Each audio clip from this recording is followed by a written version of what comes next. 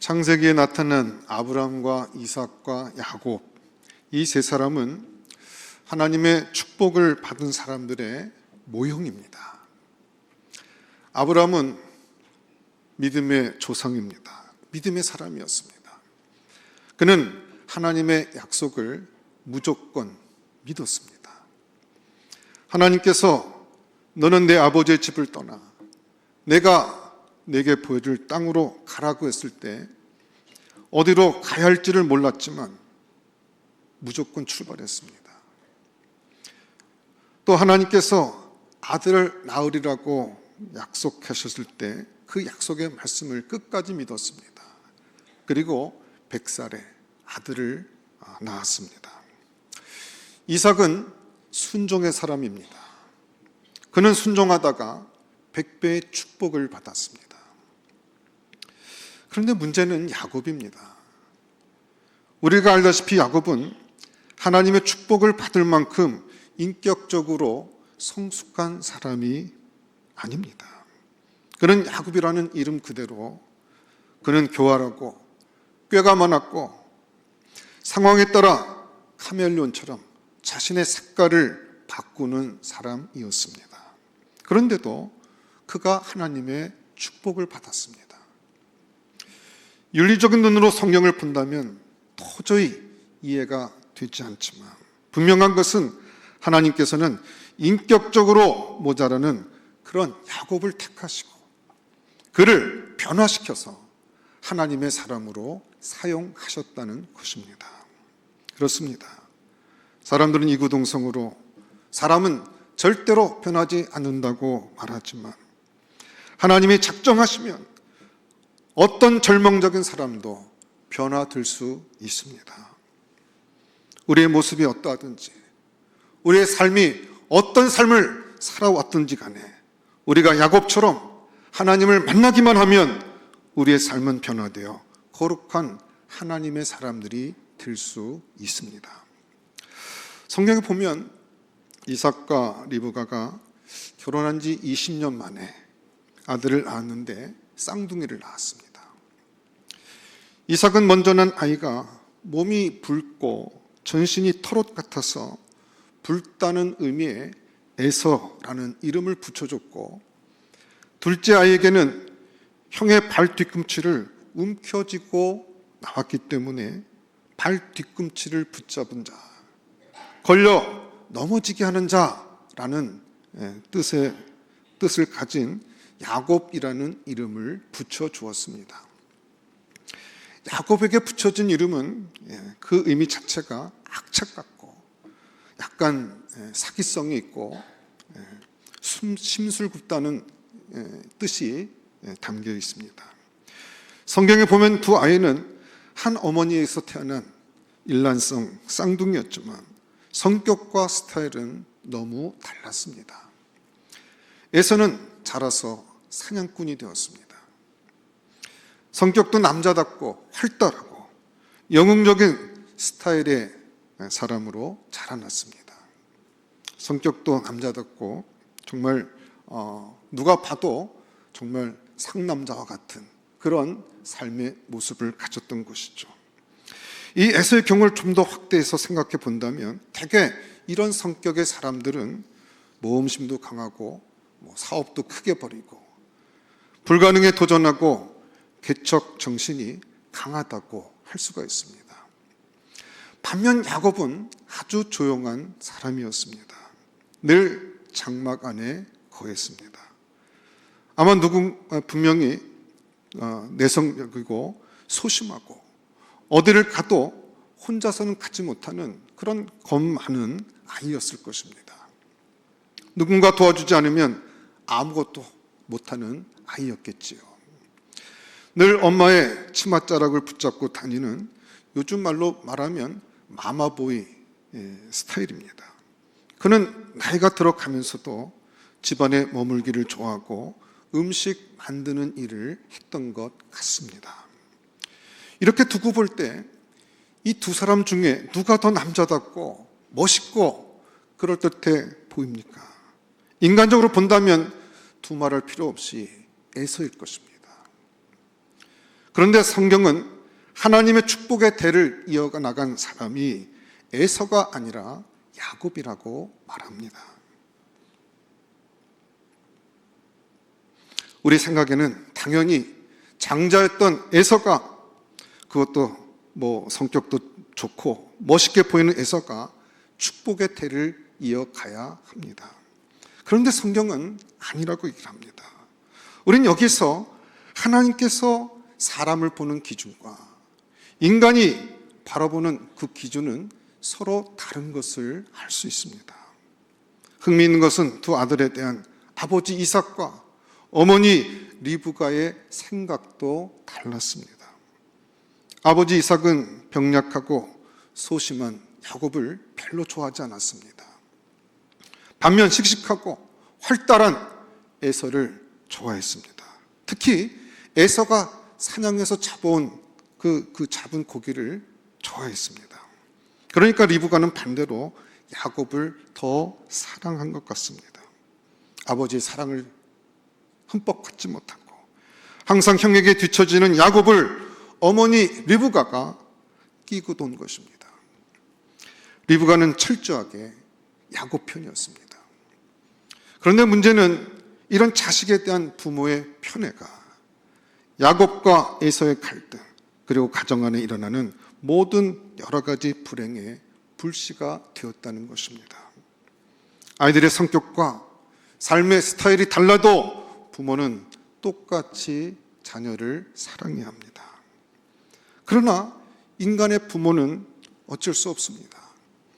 많은 자녀 중에 특별히 더 사랑하는 자녀가 있어서 편애를 하기에 마련인 모양입니다. 자녀에 대한 부모의 편견이 자녀들에게 큰 상처를 주기도 합니다.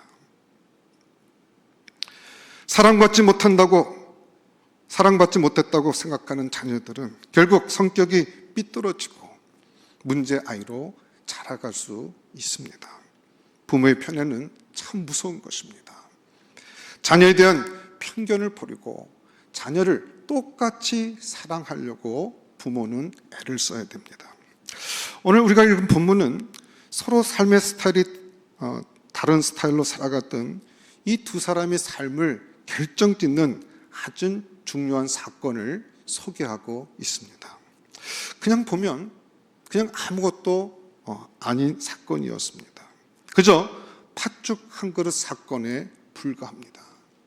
그러나 이 팥죽 한 그릇 사건이 나중에 두 사람의 운명을 갈라놓았습니다. 왜 에서가 아니고 야곱입니까?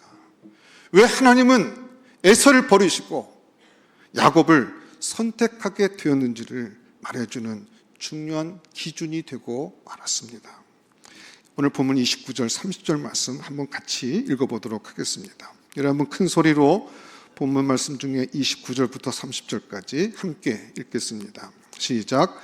야곱이 죽을 쑤었더니 에서가 들에서 돌아와서 심히 피곤하여 야곱에게 이르되 내가 피곤하니 그 붉은 것을 내가 먹게 하라 한지라. 그러므로 에서의 별명은 에돔이더라. 여기 보면 야곱이 집에서 죽을 쓰고 있을 때 마침 에서가 사냥을 마치고 돌아옵니다. 배고픔을 견디다 못한 에서는 아주 조급하게 팥죽을 달라고 말을 합니다. 이 30절 끝부분에 보면 에서의 별명이 에돔으로 되어 있는데 그것은 에서의 그 거칠고 물질적이고 육체적인 면의 모습을 보여주는 말씀입니다. 에서는 영적인 것에 대해서는 별로 관심이 없었고 그저 들러 산으로 다니며 사냥하기를 좋아하고 무엇보다도 먹는 것을 좋아했습니다. 그러나 야곱은 달랐습니다. 사실 그는 늘 집에 있었기 때문에 겉으로 표현을 하지 않았을 뿐이지 그는 욕심과 야망이 많은 사람인 것을 알 수 있습니다. 속으로는 시기심과 질투가 많은 사람이었습니다. 자신이 형 에서에게 육체적으로는 이길 수가 없고 이미 장자권도 형에게 있다는 것을 잘 알고 있었지만 그는 늘 형이 가진 장자의 명분을 넘보고 있었습니다. 순리적으로는 자신이 받을 수 없다는 것을 너무나도 잘 알고 있었지만 그것에 대한 야망을 그는 포기하지 않았습니다. 그런데 드디어 때가 온 것입니다. 사냥에서 막 돌아왔던 형이 기진맥진해서 팥죽 한 그릇을 달라고 하는 것입니다. 꽤 많은 야곱이 이 기회를 절대로 놓칠 리가 없지요. 그래서 이렇게 말합니다. 31절 우리 한번 같이 읽어보겠습니다. 31절 또 같이 큰 소리를 읽겠습니다. 시작. 야곱이 이르되 형의 장자의 명분을 오늘 내게 팔라. 여러분 보십시오. 야곱은 팥죽 한 그릇을 형 에서 앞에 두고는 협상을 벌이고 있습니다. 야곱의 집요한 관심은 형 에서가 가지고 있었던 장자권이었습니다. 어떻게 하면 저 장자권을 내가 가질 수 있을까 하는 것이 야곱의 모든 생각을 지배하고 있었던 것입니다.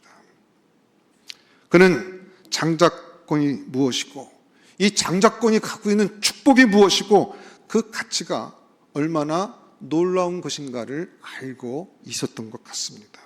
그렇기 때문에 야곱은 팥죽 한 그릇을 형에게 주면서 장자권을 나한테 팔라고 하는 것입니다. 여기서 우리는 이 장자권의 명분에 대한 에서와 야곱의 생각이 얼마나 서로 다른가를 볼 수가 있습니다. 에서는 장자의 명분을 중요하게 생각하지 않았습니다. 그러나 야곱은 장자권이 얼마나 귀중한가를 알았습니다. 성경역에서 장자의 명분을 생명처럼 귀하게 여기는 야곱과 장자의 명분을 가볍게 여겼던 에서를 비교하고 있습니다. 그렇다면 사랑하는 성도 여러분, 이 장자의 명분이 도대체 무엇일까요? 한 사람의 인생을 좌우할 정도로 그렇게 중요한 것이 장자권입니까? 성경이 말하는 장자권이란 히브리어로 코라라고 하는 것으로 말 그대로 맏아들의 권리입니다. 장자는 우선 부모의 재산을 다른 자녀에 비해서 배나 상속받을 수 있는 권리가 있습니다. 집안에서 또한 어떤 여러 가지 일들에 대해서 재판할 수도 있었고 또 문중에서 혹은 가정 가운데 어떤 일이 의논되게 될 때 그것을 결정할 수 있는 결정권이 장자에게 있었습니다. 그러나 이런 것보다도 더 중요한 것은 장자권이 가지고 있는 영적인 의미였습니다. 장자는 원래 하나님의 몫으로 간주되었습니다. 출애굽기 22장 29절에 보면 내 처음 난 아들들을 내게 줄지며 라고 되어 있습니다. 그렇기 때문에 장자는 그 가정의 영적인 지도자입니다. 가족들을 축복할 수 있는 축복권이 장자에게 있었던 것입니다. 한 가정을 믿음으로 이끌어가는 모든 주도권이 장자에게 있었던 것입니다. 장자들이 예배를 주관할 수 있었고 그 예배에 하나님께서 임재하셨고 그리고 그 예배를 통해서 축복하셨던 것입니다. 그런 의미에서 이 장자의 명분은 하나님과의 관계를 나타내는 아주 중요한 것이라고 할 수 있습니다. 여러분, 장자의 권위는 대단한 것입니다. 한 가정의 영적인 축복을 결정할 수 있는 권리가 바로 장자권이었던 것입니다. 신약 성경에 오게 되면 이 장자권의 구원론적인 의미가 가미됩니다. 그래서 히브리서 12장 23절 말씀을 보게 되면 예수 믿고 구원받아서 천국에 간 백성들을 가리켜서 하늘에 기록된 장자들의 모임이라고 했습니다. 예수 믿고 구원받은 사람들을 가리켜 장자라고 했던 것입니다. 예수님도 맏아들이라고 표현했습니다. 예수님도 맏아들, 장자시요. 예수 믿고 구원받은 사람들도 장자라고 표현하고 있는 것입니다. 야곱은 이렇게 중요한 장자의 명분을 잘 알고 있었던 것입니다. 성경은 다른 그 어떤 것보다도 야곱이 가지고 있었던 이 점을 높이 평가했던 것 같습니다. 하나님은 야곱의 다른 어떤 것보다 장자의 명분을 소중히 그가 여겼던 것을 우선적으로 보았던 것입니다. 그렇기 때문에 육체적이고 세상적인 것보다 영적인 가치를 더 소중하게 여겼던 야곱이 하나님의 축복의 대를 이어가게 되었다는 것입니다. 여러분, 에서의 문제는 무엇이었습니까? 그것은 너무나도 분명합니다. 그는 장자라는 명분을 팥죽 한 그릇만큼도 생각지 않았다는 것입니다. 본문 32절, 33절 말씀도 같이 한번 읽어보겠습니다. 우리 한번 큰 소리로 같이 합독해서 읽겠습니다. 시작. 에서가 이르되 내가 죽게 되었으니 이 장자의 명분이 내게 무엇이 유익하리요? 야곱이 이르되 오늘 내게 맹세하라. 에서가 맹세하고 장자의 명분을 야곱에게 판지라. 여러분, 여기 흥미로운 것은 여기 보면 에서가 내가 죽게 되었으니 라고 말을 합니다. 이 말은 에서가 얼마나 육신적이고 감정적인가를 드러내고 있습니다. 여러분, 생각해 보십시오. 만약 에서가 아침에 나갔다가 저녁에 돌아왔다고 하면 몇 끼를 굶은 것입니까? 겨우 한 끼 굶었습니다. 많이 잡아도 두 끼밖에 굶지 않았습니다. 그런데 그가 지금 뭐라고 말하고 있습니까? 내가 죽게 되었다라고 말합니다. 그는 겨우 한두 끼를 굶은 것 갖고서는 곧 죽을 것 같이 호들갑을 떨면서 내가 배고파 죽게 되었는데 무슨 놈의 장자의 명분이 나에게 필요하냐 하고 말했던 것입니다. 그는 장자권이 가지고 있는 그 엄청난 가치에 대하여 조금의 관심도 없었습니다. 그는 단지 지금 배고프고 줄인 배를 채워야 한다고 생각했습니다. 이런 에서의 삶을 좀 다르게 표현한다면 좀 바쁘면 교회에 빠집니다. 주일날 예배 드리는 것보다 직장이 우선입니다. 그래서 주일날 직장에서 오라고 하면 조금의 고민도 없이 직장에 나갑니다. 좀 급하면 하나님의 법도 지키지 않습니다. 하나님 말씀이 안중에 없습니다. 일단 배를 채워야 하기 때문입니다. 이런 삶이란 늘 세상적인 일, 육신적인 일이 우리의 삶 가운데 우선이 되는 삶입니다. 그런데 이것은 보통 문제가 아니라고 성경은 우리 가운데 말씀합니다. 성경은 이 일을 이렇게 표현하고 있습니다. 본문 34절입니다. 우리 34절 말씀도 함께 읽어보겠습니다. 34절 시작. 야곱이 떡과 팥죽을 에서에게 주매 에서가 먹으며 마시고 일어나 갔으니 에서가 장자의 명분을 가볍게 여김이었더라. 여러분 보십시오. 성경은 에서가 장자의 명분을 가볍게 여겼다고 말씀하고 있습니다. 지난 개역 성경에 보니까 경홀히 여겼다 이렇게 번역을 했습니다. 여러분, 바로 이것이 하나님의 축복을 놓치게 된 결정적인 원인이라고 성경은 말씀하고 있는 것입니다. 사랑하는 성도 여러분, 놀랍게도 오늘날 우리는 이런 에서의 논리가 설득력 있는 사회 현실 속에 우리가 살고 있습니다. 영적인 것보다 물질적인 것이 더 중요하게 여겨지는 현실 속에 저와 여러분들이 살고 있다는 것입니다. 경제나 정치 논리 이런 것들이 신앙보다 앞서고 있는 현실이 바로 오늘 저와 여러분이 살고 있는 이 시대의 이야기입니다. 우선 먹고 살아야 한다는 것입니다. 물론 경제 지표나 외환 규모, 실업률과 같은 것들도 중요하지만 그러나 그런 것이 도덕적인 가치, 영적인 가치보다 앞서서는 안 된다는 것입니다. 한 사회, 한 나라가 도덕적이고 정신적인 가치를 무시하기 시작하면 그 나라는 서서히 붕괴되어 간다는 사실을 우리는 이미 역사 가운데 배워서 잘 알고 있습니다. 좀 오래됐습니다만 꽤 오래된 일 전에 매스컴에서 동해안에 누드 해수욕장을 만들겠다는 발표가 나왔던 적이 있습니다. 외국인 관광객들을 끌어들이고 수입을 올려야 되겠다는 한 가지 이유 때문에 동해안에 누드 해수욕장을 만들겠다는 것이었습니다. 이것이 얼마나 위험한 발상입니까? 어떤 공무원이 이 일을 계획했는지 모르지만 그 사람은 단지 관광 수입을 올리겠다는 그 한 가지 이유 때문에 도덕적인 가치를 버린 것입니다. 여러분 보십시오. 수입을 올리겠다고 탄광을 카지노로 만들었습니다.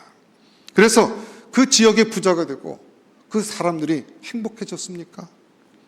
오히려 그 카지노 때문에 얼마나 많은 사람들이 망하게 되었는지 우리는 잘 알고 있습니다. 가정이 깨어지고 자살하기도 하고. 여러분 보십시오. 성경적으로 보면 그러다가 결정적으로 망한 사람이 에서라고 우리 가운데 말씀하고 있는 것입니다. 나중에 히브리서 기자는 이렇게 경고의 말씀을 우리 가운데 하고 있습니다. 한 그릇 음식을 위하여 장자의 명분을 판 에서와 같이 망령된 자가 없도록 살피라. 너희의 아는 바와 같이 그가 그 후에 축복을 이어받으려고 눈물을 흘리며 구하되 버림바가 되어 회개할 기회를 얻지 못하였느니라. 저는 오늘 여러분께 묻고 싶습니다. 혹시 우리들은 에서의 인생을 살고 있지는 않습니까? 우리는 에서가 아니라 야곱의 인생을 살아갑니다. 우리 인생의 가치는 먹고 마시는 것에 달려있지 않습니다.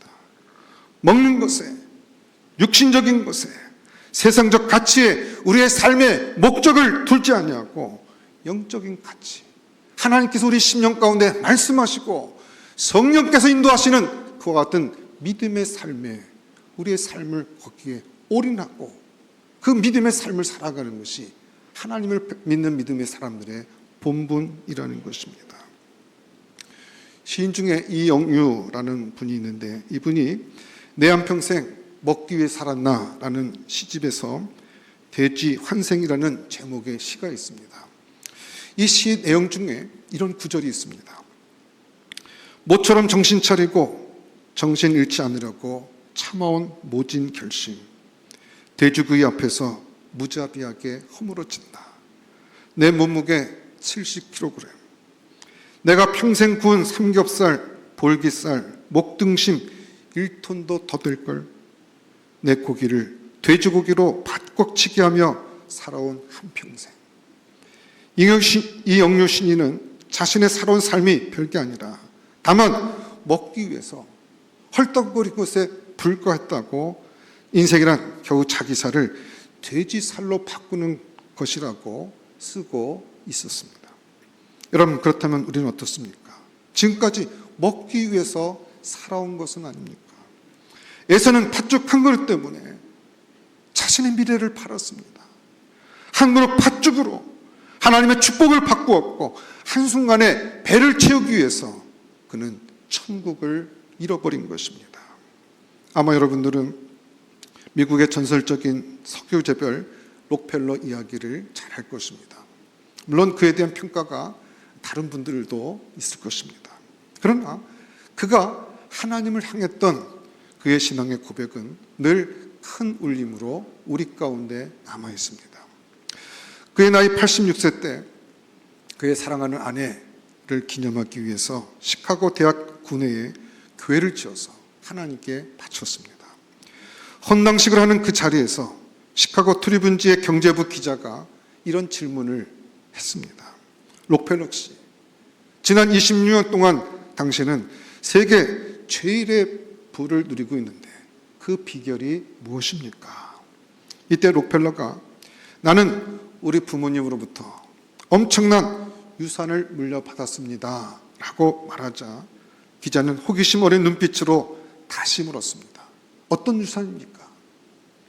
그러자 록펠러는 다음과 같은 이야기를 했습니다. 제가 6살이 되자 어느 날 부모님이 저에게 이런 이야기를 하셨습니다. 지금까지 우리가 너를 데리고 다녔지만 이제부터 너 혼자 교회에 열심히 다니도록 해라. 그리고 일주일에 20센트씩 용돈을 줄 테니 내 마음대로 써도 좋다. 그때 내가 너무 기뻐서 그 돈을 주머니에 넣으려고 하자 어머니는 내 손을 잡으면서 얘야, 내가 받은 20센트 중에 10분의 1은 누구 거지? 하고 물었습니다. 하나님 거요 라고 대답하자 어머니는 그럼 교회 가서 11조를 드리라고 했습니다. 그리고 그때부터 지금까지 한 번도 11조 드리는 일을 잊지 않았습니다. 그것이 내 인생의 성공의 비결입니다. 놀란 기자에게 록펠러는 이어서 제가 세계 최일의 부자가 된 두 번째 비결은 늘 교회의 앞자리에 앉는 것이었습니다. 라고 말했습니다. 실제로 록펠러는 늘 예배 40분 전에 교회에 와서 맨 앞자리에 앉았다고 합니다.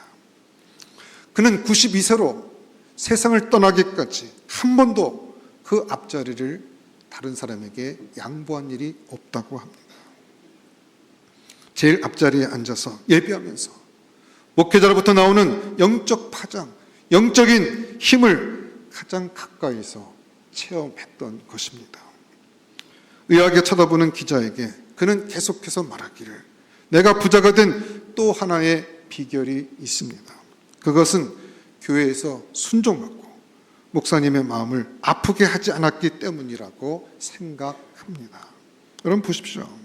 록펠러는 부모로부터 많은 그런 경제적인 유산을 물려받지 않았지만 가장 중요한 믿음의 유산을 물려받았습니다. 단순한 것 같지만 그가 11조를 드림으로 하나님의 주권을 인정하고 예배에 참석하며 영적인 체험을 받는 것, 그리고 작은 일에도 순종하며 목회자들을 존경했던 것, 바로 이런 영적인 부분이 그를 축복의 사람으로 만들었다는 것입니다. 적어도 그에게는 육신적인 것보다 영적인 것을 더 중요하게 여기는 영적인 눈이 있었습니다.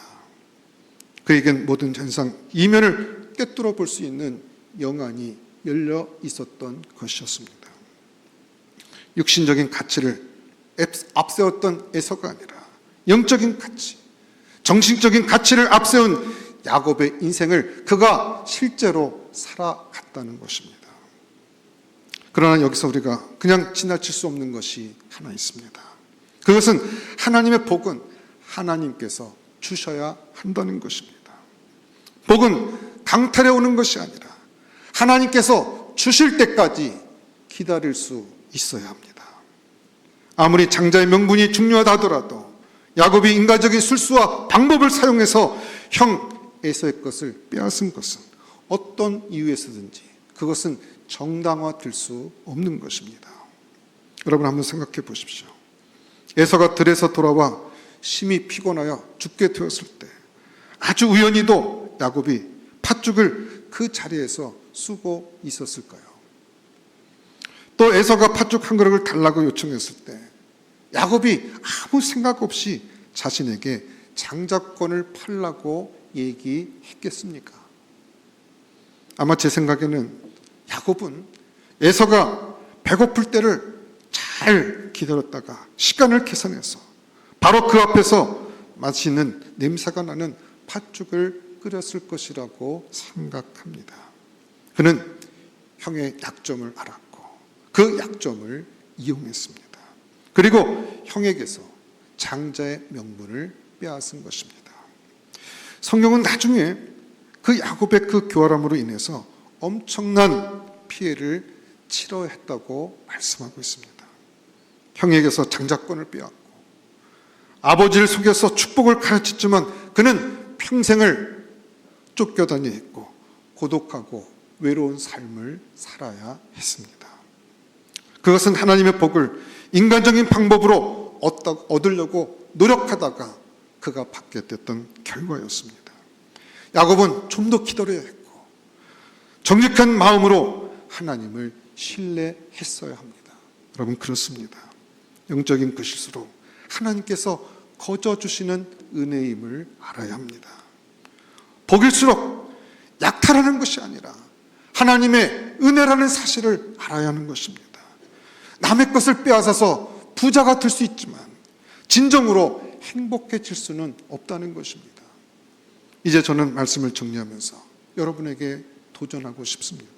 혹시 여러분들은 에서의 인생을 살고 있지는 않습니까?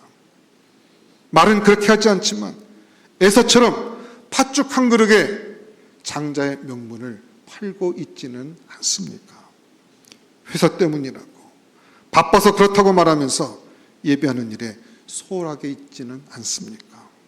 우린 누가 뭐라고 해도 육신적인 것이 아니라 영적인 가치를 알고 하나님께서 우리에게 복이라고 말씀하시는 그 복을 나도 그게 복인 줄 알고 우리의 인생과 삶 가운데 그 복을 하나님이 주고자 하는 그 복이 나에게도 복이 돼서 그 복을 누리며 사는 사람들, 바로 그들이 축복의 사람들이고 하나님은 그와 같은 사람들을 오늘도 주목해서 보고 있는 것입니다. 주 앞에 나와 예배하고 주 앞에 기도하는 것, 또 몸낸 교회를 위해서 애쓰고 봉사하고 힘쓰는 모든 것들, 이 세상에서 그 모든 것들이 다 그 보답과 그 상급을 받지 못한다 할지라도 영원한 하나님의 나라를 바라보고 오늘도 하나님께서 나를 붙들어 주시고 내 삶을 인도하시는 그 하나님이 가장 중요하다는 그 확신과 믿음 가운데 이 세상에 보이는 것이 전부가 아니고 하나님의 나라를 바라보며 영원한 가치를 추구해 가는 믿음의 인생들을 오늘도 하나님은 주목해 보시고 그들을 통해서 하나님의 나라는 확장되어져 가는 것입니다. 에서가 아니라 야곱이 가졌던 그 가치관, 인격적으로 부족했던 야곱이었지만 그가 장자의 권리를 인정하고 그 장자의 권리를 귀하게 여기게 될 때 하나님께서 그 인생을 붙잡아 주셨던 것처럼 여러분의 인생도 야곱의 삶을 추구하는 그 삶 때문에 주 앞에 복받는 삶을 누리며 살아갈 수 있는 우리 베드로 청가족 될 수 있기를 주의 이름으로 축원합니다. 기도하겠습니다. 하나님 감사합니다. 야곱이 부족하고 연약해도 영적인 것, 하나님의 것을 추구하고 따라가게 될 때 그 모든 연약함에도 불구하고 그를 축복해서 축복의 사람으로 만들어 주셨던 것처럼 우리 모든 것이 부족하다 할지라도 하나님께서 정하신 그 영적이고 정신적이고 하늘에 속한 것들을 추구하며 따라가는 저희들 모두가 되어서 그 하나님의 복락을 누리고도 남는 믿음의 종들 될 수 있도록 은혜 허락하여 주시옵소서. 우리의 삶 전체가 하나님 앞에 연락되어 줄 수 있는 그 같은 믿음의 삶이 되어서 야곱에게 주셨던 그 놀라운 은혜와 축복이 우리의 삶과 우리의 자녀와 후손 가운데 흘러 넘칠 수 있는 복된 인생들 되게 하여 주시옵소서. 모든 것 감사하고 예수님 이름으로 기도드렸사옵나이다. 아멘.